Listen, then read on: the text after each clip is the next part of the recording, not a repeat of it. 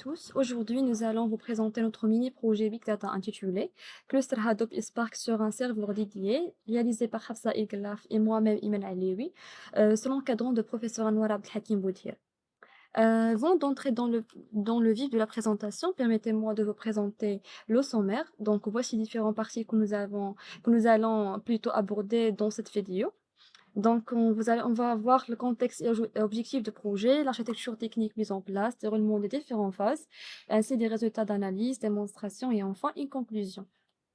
Le projet s'inscrit dans le cadre de notre apprentissage des technologies Big Data. Face à la croissance massive des données dans tous les secteurs, il est devenu essentiel de maîtriser des outils adaptés au traitement, de stockage et à l'analyse de ces données.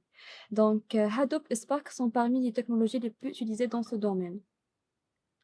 Les objectifs de notre projet étaient les suivants: mettre en place un environnement Big Data complet sur un serveur dédié et déployer un cluster Hadoop et Spark pour le traitement distribué, ainsi analyser un dataset volumineux d'une manière performante et finalement visualiser les résultats via un tableau de bord interactif avec Grafana. Voici l'architecture technique choisie. Nous avons utilisé un cluster composé d'un nœud maître, le master et de plusieurs nœuds esclaves workers.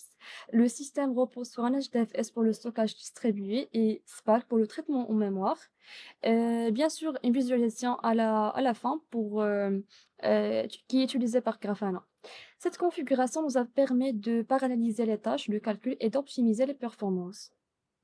La première étape a été l'installation de serveurs sous Ubuntu Server 22.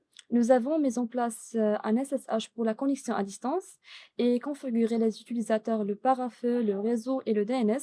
Cette phase nous a permis de préparer un environnement stable pour les prochaines étapes.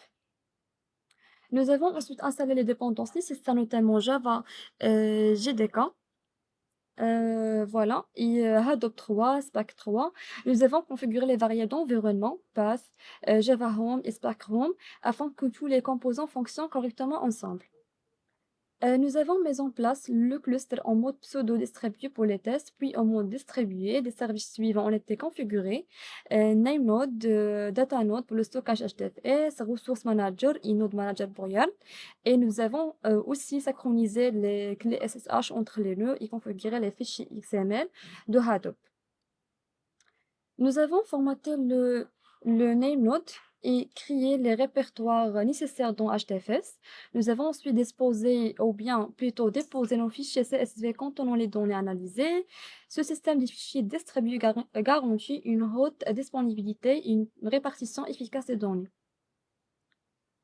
Voilà, à partir de là, nous avons utilisé PySpark pour lire les données du PHDFS. Nous avons développé des scripts pour transformer, agréger et filtrer les données, par exemple, regrouper les inventaires produits, calculer les moyens, trier les résultats selon différents critères. Et cela nous a permis de préparer les données pour l'analyse.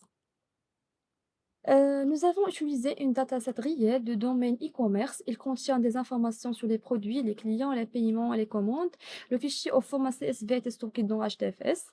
Notre objectif était de répondre à des problématiques commerciales, comme par exemple qui sont les produits les plus achetés, quel est le comportement d'achat selon le type de paiement et comment évoluent les ventes au fil du temps.